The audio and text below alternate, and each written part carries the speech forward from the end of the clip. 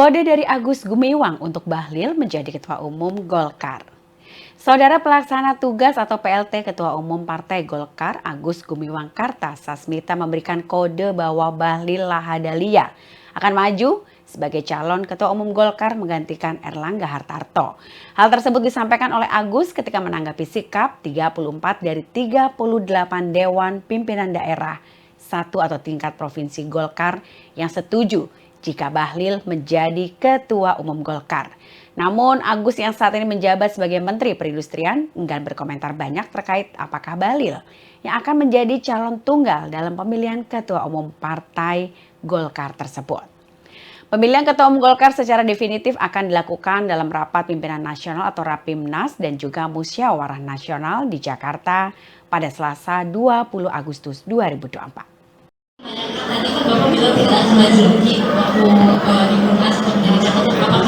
Bukan lagi, saya nggak pernah maju. Berarti tidak akan maju. Saya tidak maju. Cukup kan? Apakah Bahlil yang akan menjadi cawapresnya? Tapi pertanyaan kedua. Pertanyaan kedua itu soal ada isu bahwa Golkar ini akan membentuk ketua harian dan dewan pembina yang akan ditempatkan untuk Pak Jokowi. Apakah itu betul? Kedua pertanyaan itu saya jawab jadi satu, yaitu semua nanti keputusan terhadap siapa yang akan menjadi ketua umum terpilih, semua keputusan berkaitan dengan format organisasi ditentukan di Munas. PDIP mengusung 13 calon gubernur untuk Pilkada 2024. Saudara PDIP mengumumkan 13 calon gubernur dan calon wakil gubernur yang akan diusung di Pilkada serentak 2024. Tidak hanya itu saja, partai berlambang banteng ini juga mengumumkan dukungan kepada calon kepala daerah atau Cakada di 305 kabupaten atau kota. Pengumuman itu dihadiri langsung oleh Ketua Umum PDIP Megawati Soekarno Putri di kantor DPP PDIP Menteng, Jakarta pada hari Rabu 14 Agustus. Hasto pun meminta seluruh kader untuk dapat memenangkan Cakada yang diusung oleh PDIP dalam Pilkada 2024 ini. Sebab Cakada yang sudah diusung itu sudah disetujui oleh PDIP.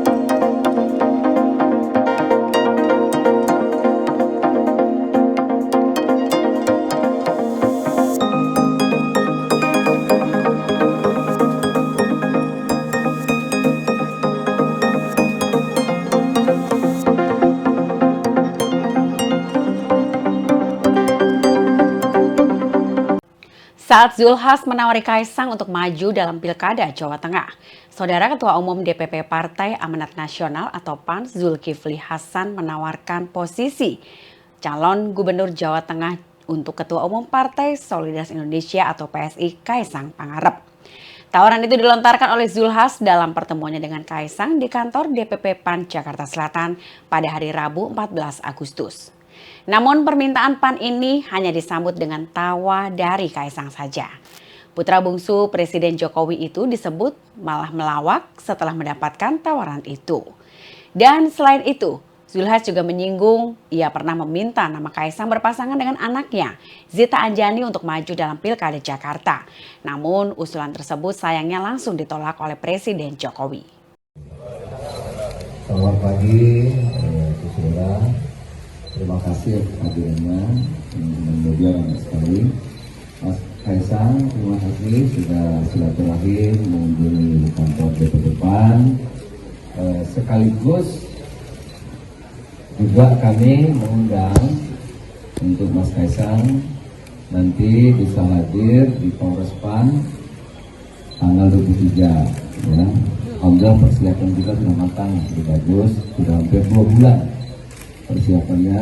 Tanggal 23 Mas, ada beberapa poin juga politiknya sedikit sebenarnya, jadi lebih banyak guyonnya. Tapi tadi juga ada doa dari Ketumpan supaya di tahun 2029 nanti PSI dan PAN berkoalisi dan bisa lebih dari 20%. Armor Toreador melakukan KDRT terhadap istrinya usai menonton film porno. Saudara suami dari selebgram Bogor, Cut Intan Nabila, yakni Armor Toreador, ditetapkan sebagai tersangka oleh Polres Bogor. Kapolres Bogor AKBP Rio Wahyu Anggoro mengatakan Armor sudah diperiksa sebagai tersangka. Ia pun dihadirkan dalam konferensi pers yang digelar di Aula Polres Bogor mengenakan baju tahanan berwarna orange. Dan atas perbuatan yang telah mengenai istrinya di hadapan anak ketiganya yang masih bayi, pelaku pun dijerat pasal berlapis dengan ancaman hukuman penjara sedikitnya 5 tahun.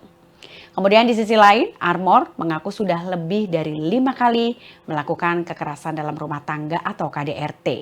Ia juga mengaku melakukan kekerasan terhadap Intan dan pernah juga di depan anak-anak mereka. Dari hasil pemeriksaan sementara, Armor pun melakukan tindak kekerasan setelah ketahuan Intan menonton video porno di ponselnya.